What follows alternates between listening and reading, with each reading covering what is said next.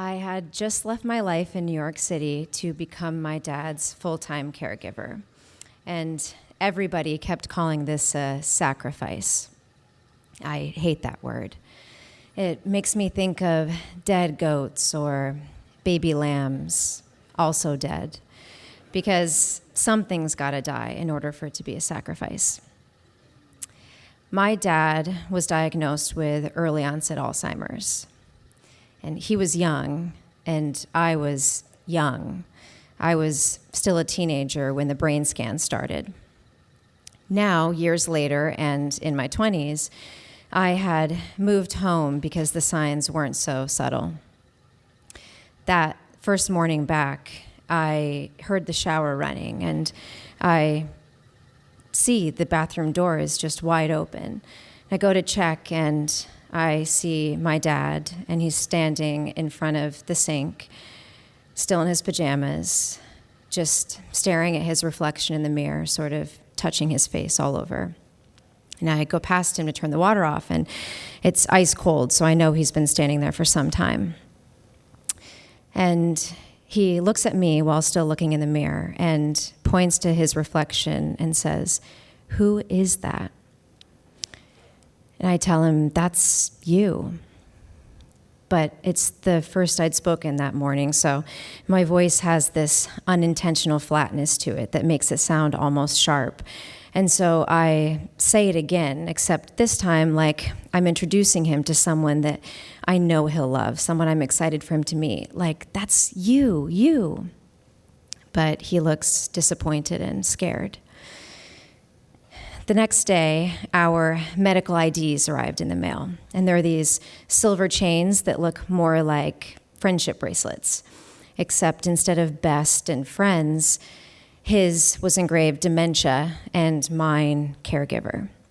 So I put mine on first, and then I present him with his like it's a present, and I make something up about how these bracelets mean that we belong together. And he looks at me like I've lost my mind. And I think maybe he's onto me. And then he says, "No, this bracelet is from my time in World War II. And then he goes on. He even names the division, the 101st Airborne. And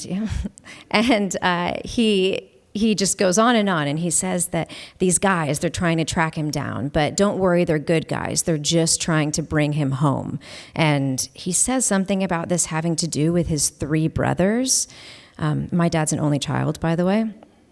And as he's telling the story, it's starting to sound pretty familiar. Like I can almost see it.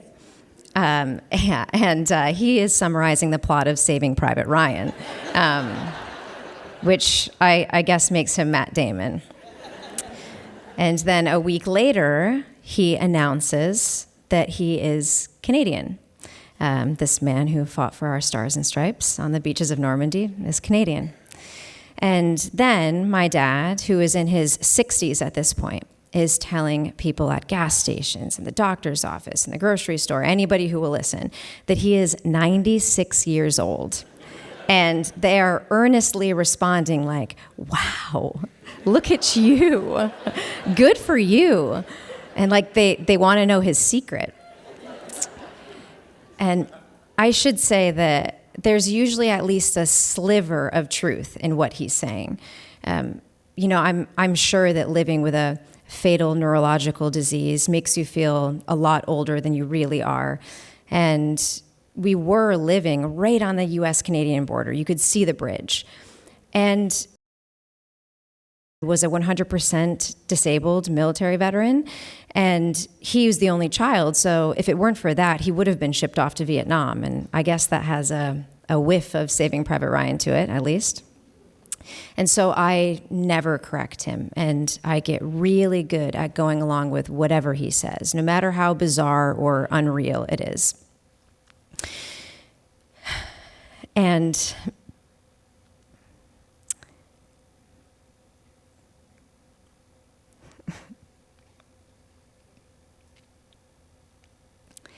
in the dementia community, we don't call this lying.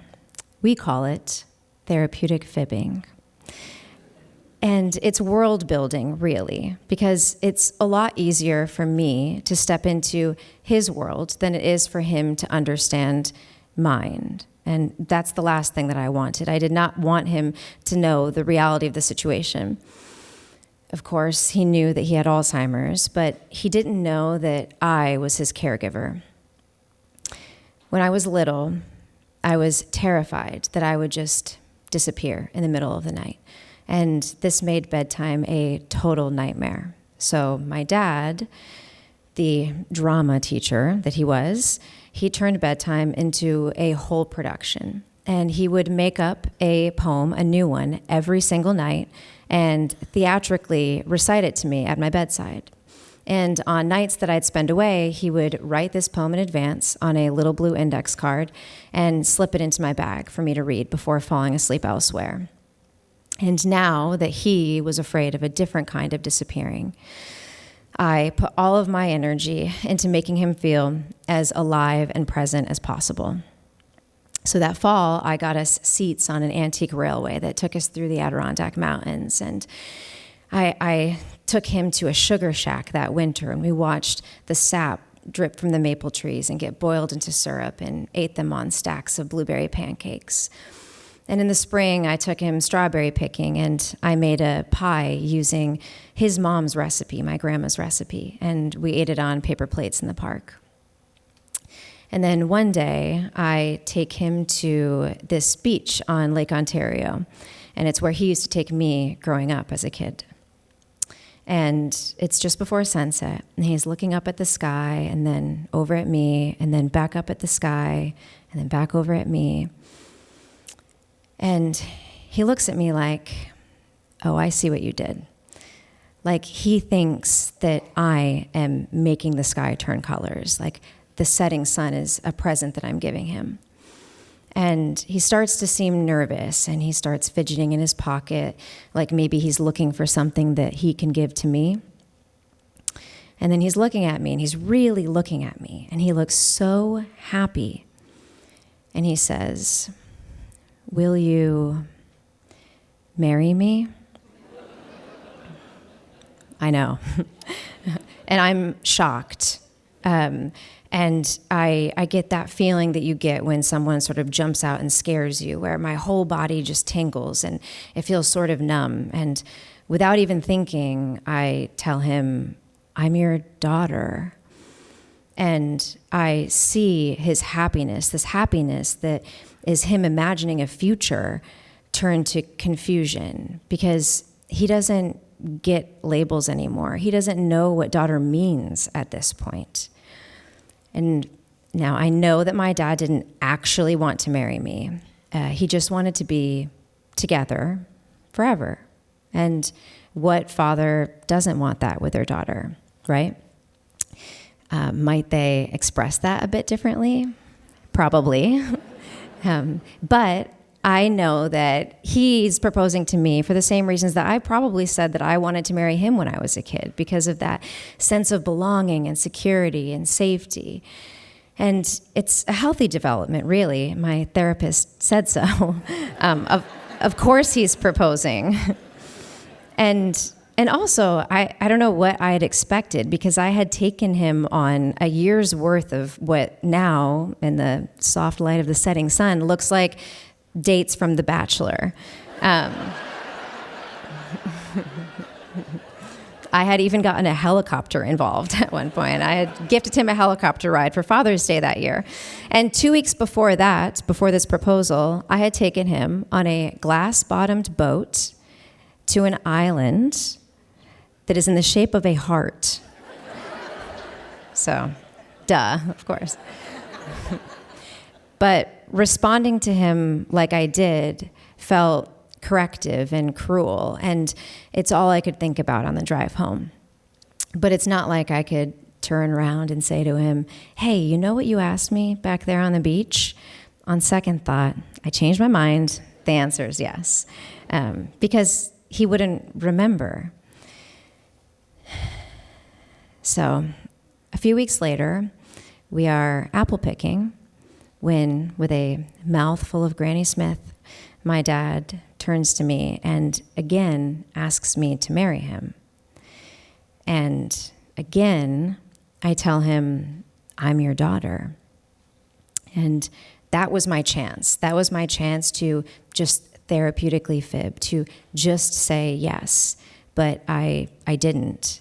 And over the next year, my dad continued to propose to me over and over and over again. And he proposed so many times that it's all now just this fog that blends in with this guilt and shame that I feel over not having said yes.